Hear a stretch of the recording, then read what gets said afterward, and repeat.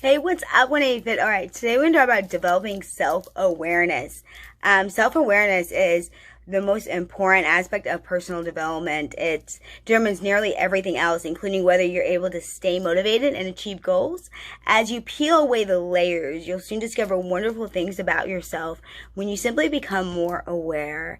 And with self-awareness, you can change those deeply held beliefs if they don't serve you well. The journey to self-discovery is a never-ending, and it's filled with surprises and adventures in our inner landscape. And so when you become self-aware, you know your strengths, your weaknesses, and your personality type. But it's more than that. Fully knowing yourself includes being aware of your thoughts and watching them objectively as an observer without emotion or attachment. And so, for example, you might tell yourself, now I'm experiencing anger. You can then go on to ask yourself why you're getting angry and where is that anger actually coming from. Certainly your soul within you is not angry, so who is? And the Dalai Lama says, to have a greater awareness of understanding means have a better grasp of reality. So today, let's look at how we can actually discover our true self. And before I dive into this masterclass, my name is Jen Plykin. If we haven't met before, I'm your holistic empowerment coach. And I simply take people from that place of stuck. Have you ever just been stuck and not sure how to get to the other side?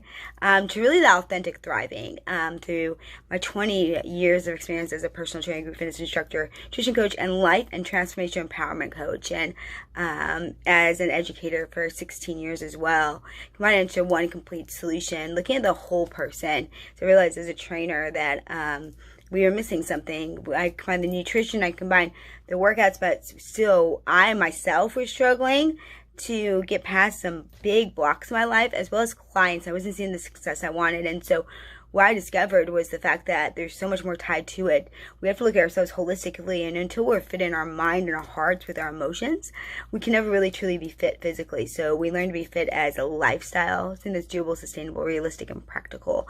Fits into our life now, and the next, 10, 15, 20 years, we should be able to do the same thing. It's all about those small micro habits that we do and things like this. And so if you're someone who's looking to live a holistically fit life and say no to diet fads and all these empty promise programs, so make sure you like, subscribe, follow. And for someone else that you think could really use this masterclass, because it's going to be powerful today.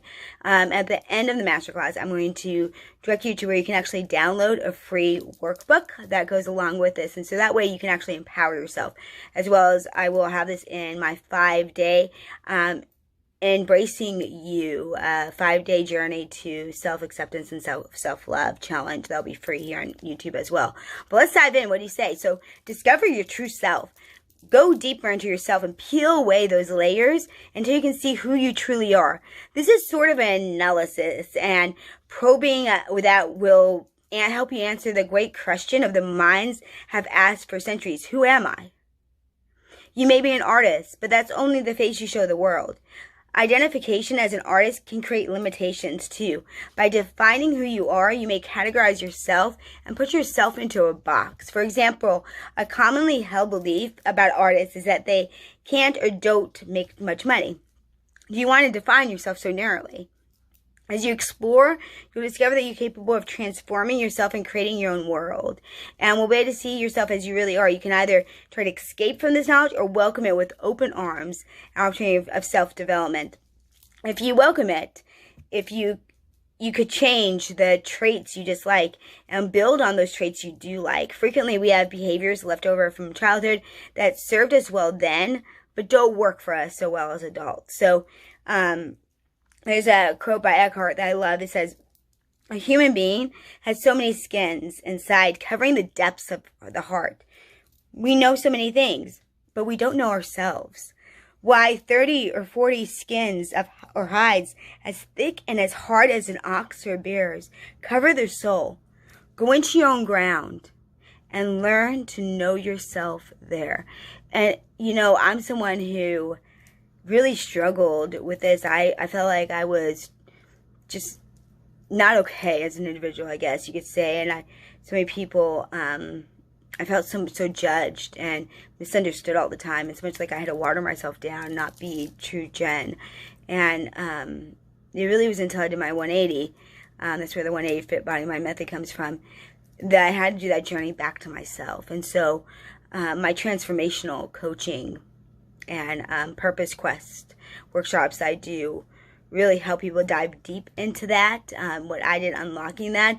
But what we're doing here is going to help and empower you. This is a beginning stepping stone into that. And let me tell you, there's no greater thing that I've ever done in my life than go and find out who I truly am and live my life as I am, authentically me. And I wouldn't be here doing this today if I didn't do that, because I was being so held back by other people's opinions and what they thought of me, or just what I may perceive that they thought of me even. Or, you know, a lot of people, we judge people, think that they're thinking something, or we misinterpret sometimes I think situations. Nevertheless, I do specific things. We're going to be going through those during this challenge. The 5 days after this, the 5 days of challenge that I'll do is get unlock 5 keys I found are really important. But this is, if you do this and do the workbook along with this, it's going to unlock and prepare you for the challenge, so you can get even more greater depth out of the challenge. You could just do the challenge as well, but I encourage you to do this and then do the challenge. So let's talk about turning the spotlight on within. So the only person you can change is yourself. And when you choose to transform yourself, you notice changes in your environment, including the people who surround you. The world is your mirror, and both negative and positive situations you encounter are created by, guess what? You. And so when you find yourself getting irritated by someone, examine yourself to see whether you harbor the same negative trait that they're manifesting. I know, ouch. This requires delving deep, and you usually find the answer is yes. You likely possess the same trait in one form or another. And I have another video that I'll link in the show notes and link at the end of this, and it's about being brutally honest. It's not that we can be brutally honest with ourselves, right? Point that finger at ourselves. I mean, I had to look at myself and be like, Jen, you are the problem. You're the common denominator in all of this. So let's be real. And when you get real with yourself, it's not fun, but there's so much freedom there. So let's take a girl, Emily, for example. She finds herself attempting to converse with her 6-year-old nephew. The boy is antisocial, always glowering and scowling at people. He never speaks to anyone. When Emily tries to interact with him, even smile at him, he scowls harder. Then prompted Emily to call him a bad boy, which made the 6-year-old even more aggressive. Fortunately, this happened in the presence of some of Emily's really good friends, and they pointed out her folly, and Emily turned the spotlight on within. Why was the creator showing her this little boy? Did she lack the respect for others? She realized the answer was yes. That moment that thought crossed her mind, she stopped feeling irritated. Emily believes everything has a purpose, and that people and situations we face are meant to teach us something we've previously been unwilling to learn. This understanding helped her use these events in her life to become more self-aware. And so, of course, in order to make decisions, you'll make judgments, right? And so they're a necessary part of life. And yes, the boy was being rude, okay? Let's say that true. He was. But the most important part of the situation is that Emily was able to gather from it. And likewise, you can use situations in your life to become more aware of yourself. And Carl Gustav Jung said, everything that irritates us about others can lead us to an understanding ourselves. And so what to look for when developing self-awareness, and to be self-aware means you are conscious of the following: your goals, the events, thoughts, and beliefs that make you happy and sad, your strengths and weaknesses, your values and beliefs, your philosophy in life, your achievements, how you accomplish them, and what you learned from them, your failures and how they came about and how you can prevent them from reoccurring, how to relate to others, and how you see yourself and others. So be aware of your motives whenever we do or say something, right? Be conscious of the reason behind it. If you're a second child, ask yourself, why? Do you want to, Let me try that one again. Whenever you say something, be conscious of the reason behind it. If you scold a child, that's the second child. See, I'm middle. If you scold a child, ask yourself why. Do you want to assert your seniority, your authority, or do you actually want to see the child improve their behavior for their best interest? Billie Jean King said, I think self-awareness is probably the most important things towards being a champion. And so what's your personality type? If you are not sure if you're introverted or extroverted, there's a test called at nerdtest.com. And I'll link it in the show notes. Take it, I encourage you to. So, put simply, the introvert is more prone for self-reflection and prefers solitude. He's more interested in his inner landscape. In contrast, the extrovert thrives on social interactions and is highly expressive. He is interested in the external or internal. People who are extroverts get energized by being around other people. Introverts get energized by time alone in solitude. And so that's one of the really big ways you can tell. A lot of people will be outgoing and stuff, but they need that solitude time in order to really reflect, and that's how they're going to get energized again. So chances are that you, like most people, have a mixture of a little bit of both personality types. You may express some aspects of your personality as an introverted way and others as an extroverted way. For example, at work, you may be more of an extrovert. A team-oriented person, you like energy. You like the energy generated by a group of people working toward the same goals. You may feel uncomfortable and insecure when you're required to work on your own. But on the other hand, during your personal time, you may lean more towards enjoying meditation, reflection, and quiet activities, as opposed to pursuing adventures of a social butterfly. So once you're aware of your tendencies, you may want to get out of your comfort zone once in a while and increase your flexibility. In turn, this will enable you to actually be more comfortable in a diversity of situations. And so Mahatma Gandhi said that outward freedom that we shall obtain will only be in exact proportion to the inward freedom to which we may have grown at a given moment. And if this is a correct view of our freedom, our chief energy must be concentrated on achieving reform from within. This is so powerful. I'm going to repeat that again because that was a lot of time back. So the outward freedom that we shall attain will only be to the exact proportion, right, of the inward freedom to which we have grown in any given moment. So we can't experience outward until we experience inward.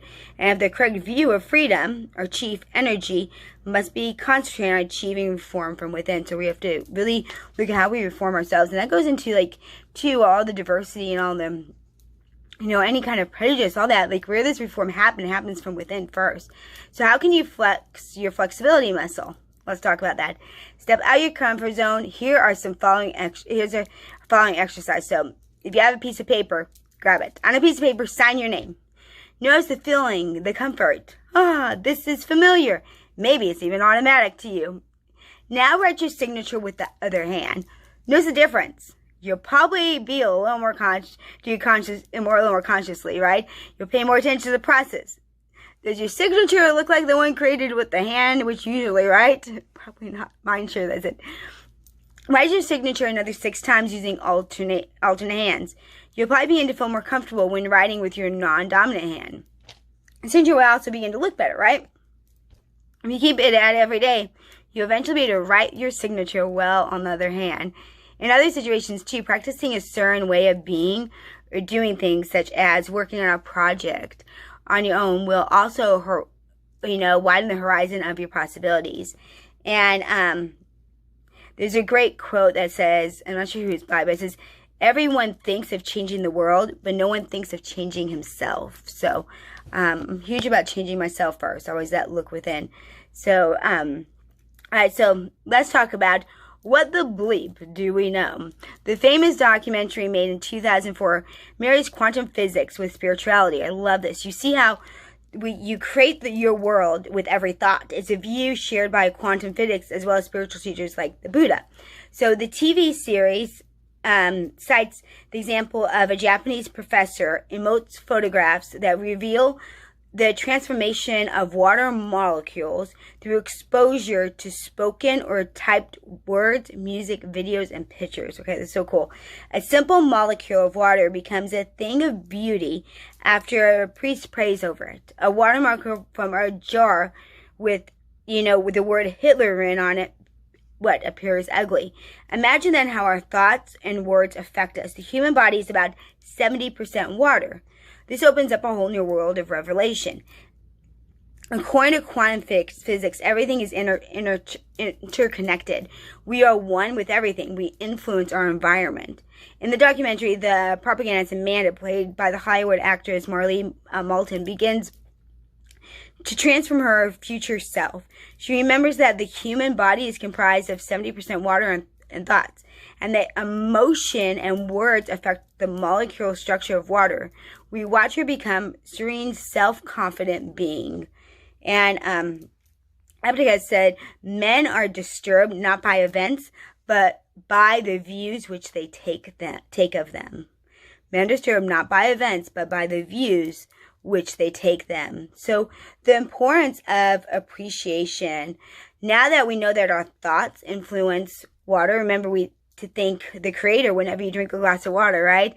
Your appreciation and gratitude will turn into an auxiliary. So appreciate the air you breathe, the food you eat, the people you live with, as well as those you don't see, such as farmers who provided you with substance. No man is an island. And do you see how becoming more self-aware can help you create the life you desire? When you see how you're affecting the world around you, you can transform it to align with your desires by transforming yourself. And so it's about unity consciousness. So it's realizing how all things are interconnected.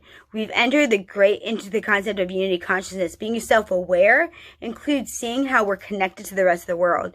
How do you attain the feeling of oneness with all things? One way of doing this is by not differentiating between the divine and beings, right? What you do to any of them, you do to the divine. And there's another great quote by Herman Melville. We cannot live only for ourselves. 1,000 fibers connect us with our fellow man. And among those fibers, as sympathetic threads, our actions run as causes, and they come back to us as effects. So our actions run as causes, and they come back to us as effects. How true is that? Think about that in your life. I can think of many times in my life. So if we look at self-awareness, the Tiles urge us to believe in the goodness of inherent nature, the true self, the interconnections of all things, and the Tai Ching, power of the way. Tile flows everywhere. It nourishes the 10,000 things. It holds nothing back. In his book, he gives us 3 treasures to help us experience unity with all things. And I love these 3 treasures. One is compassion. With compassion, you don't condemn others for their mistakes. You recognize these mistakes in yourself. 2, frugality. The frugal one avoids being wasteful and going to extremes. Living frugally, you can enjoy abundance. Your life will be as simple as it needs. 3, humility. Humility dissolves the ego and thus removes all possibility of disharmony and conflict. Watch for signs of humility in yourself. True humility revolves around knowing your strengths and weaknesses and being willing to take responsibility for your actions. And so a great quote by him is, "He who knows others is wise. He who knows himself is enlightened." And so, of course, we all want to be enlightened beings. Let's talk now about acknowledging our negative traits. And so embarking on a never-ending journey of self-awareness requires courage. While it's easy for us to think of our good qualities, our negative traits are often pushed aside. You may even find justifications for your negative thoughts and behaviors. One way to cultivate awareness of them is to look deep into yourself and write down all the characteristics, positive and negatives, okay? Avoid chastising yourself for your negative traits. Instead, know that everyone, has, this honed our productive and destructive qualities within them. It's the desire to change what doesn't serve you, which distinguishes self-aware from deluded. So a traditional Buddhist quote says, "You will not be punished for your anger. You'll be punished by your anger." You will not be punished for your anger, you'll be punished by your anger. So really, perception is the key. Going back to our story of Emily, right? Today, Emily has reached a higher level of understanding the nature of good and bad. She realizes that there's no such thing as good or bad. Everything is, is just an emanation of the divine. A bad situation can become good if it's perceived the right way. When Emily found herself jobless, Her spiritual teacher suggested that she clean the main hall of the temple every day. That would be her divine job. Trusting that her guru completely, she went to the temple every morning, and after sweeping and mopping, she would be invited to have lunch with her guru and the nuns. It was a joyous time for Emily because she chose to make it so. No one who saw her could tell that she was jobless and frustrated. In about 2 months, she found another higher paying job. And so Dalai Lama says also, your vision will become clear only when you look into your heart. Who looks outside dreams, who looks inside awakens. So we're going to be dreamers, we need to awaken ourselves, right? So using self-awareness to be your best self. So first, number 1, consider your strengths. This is the fun part. Make a list of your strengths and think of how they're contributing to your happiness and others. Some examples may include creativity, initiative, determination, self-reliance, empathy. If you find it impossible to list your good qualities, ask a friend or family member and write down what they like about you. This will give you some leads, but avoid asking them when they're in a bad mood or annoyed by something you've done, right? We want them to be in a good mood. Number 2, list your achievements. Make a list of 10 of your accomplishments in multiple areas of your life. For example, you might list some social achievements, work, success, achievements in the realm of personal growth. Next, for each example, write down the skills you used to realize them. For instance, if you went shopping on your own for the first time, what new competencies did you pick up in the process? Maybe you learned navigational skills or discovered that you have a good taste in clothes. Now enjoy your list of accomplishments, skills, and competencies. Consider how you can use them in the future. Do you have more than 10 accomplishments? Note the others too, okay? 3, write down preference and habits. Maybe you find yourself preferring a certain armchair, a place at the dinner table. You probably have a morning routine with which you're comfortable. Maybe you feel out of sorts if you sometimes have to change that routine. Sticking to your routine is a great way to beat stress or take the edge off of difficult decisions that take you into uncharted territory. Be aware of your patterns and let go of those that aren't constructive. But don't hesitate to cultivate those that benefit you. And so a Zen proverb is, knowledge is learning something every day. Wisdom is letting go of something every day. Ooh. Knowledge is learning something every day. Wisdom is letting go of something every day. So let's talk about resolving conflict now by becoming more self-aware. The cause of conflict is always with us. When you find yourself in an uneasy situation, check with your ego, whether your ego is in the way. And so usually conflict is caused by the need to assert our wishes and desires to be right. Once you become aware of this, you can actually begin to resolve it. Or it could be that you feel stressed out because of emotions simmering within you. You may not be aware of it at first. For instance, there could be a worry, fear, jealousy, anger, resentment, or frustration, sometimes all at once. At such times, take deep breaths and observe what's happening in your mind. This simple practice will help you think more clearly. There's another, you can tell I love quotes, the Buddha quote. Everything is based on mind, is led by mind, is fashioned by mind. If you speak and act with a polluted mind, suffering will follow you. As the wheels of the ox cart follow the footsteps of the ox, everything is based on mind, is led by mind, is fashioned by mind. If you speak and act with a pure mind, happiness will follow you. As a shadow clings to a form. Sorry, these are so good, you have to repeat them twice. Everything is based on mind, is led by mind, is fashioned by mind. If you speak and act with a polluted mind, right, suffering will follow you, as the wheels of the ox cart follow the footsteps of the ox. Everything is based on mind, is led by mind, and is fashioned by mind. If you speak and act with a pure mind, happiness will follow you, as a shadow clings to a form. So let's talk about keeping a journal, and this is so important. Self-awareness entails observing your thoughts and actions. One of the best ways to do this is by writing in a journal every day. And if you keep putting it off, allow a week to go by without making notes, and you may not recall anything important. Keeping notes will help you see patterns and values you've been harboring all along. Once you can identify these patterns, you can begin to change them if they're not leading you to positive outcomes. Yay! Don't we love that?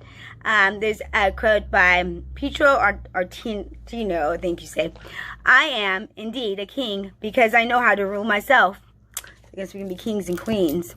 Okay, ways to develop self-awareness. When you are self-aware, you learn from your mistakes as well as the mistakes of others. Here are good ways to develop self-awareness. 1, adhere to good values. If you have humility, you'll be able to see your mistakes and fault and correct them. You'll be able to accept criticism with honesty. You can be open about yourself. Courage enables you to look within without fear and carry on when faced with difficult circumstances. Read self-help books. Read all you can about the subject and put what you learn to practice. Watch videos, do the challenge. Join a community of like-minded seekers. This is an effective and enjoyable way to develop self-awareness. It's easy to polish yourself into a diamond among a community of like-minded people. And then you go out alone, right? When I started my business, I got around like-minded people. You may find self-help communities you enjoy online or even at a church if you're part of a local church. So there's a quote by Adi Rumi, and he says, your task is not to seek for love, but merely to seek and find all the barriers within yourself that you have built against it. Your task is not to seek for love, but merely to seek and find all the barriers within yourself that you have built against it. Your journey of self-awareness will create the life of your dreams. It's not an easy journey, but it's an interesting one and enjoyable, and the rewards are really unfathomable. And so I encourage you, and in the show notes, there's going to be a place where you can go download the workbook that goes along with this, as well as link to this will be my playlist on the Embracing You 5-day self-esteem challenge. I encourage you to take that because it's really going to dive in to give you something to do every day. Get out that journal, practical things to do, really to build you. Because think about it, who's the one person that we have to do life with forever? Ourselves, right? So we better learn to love and accept ourselves. And a lot of times, even emotional eating, weight issues can really be so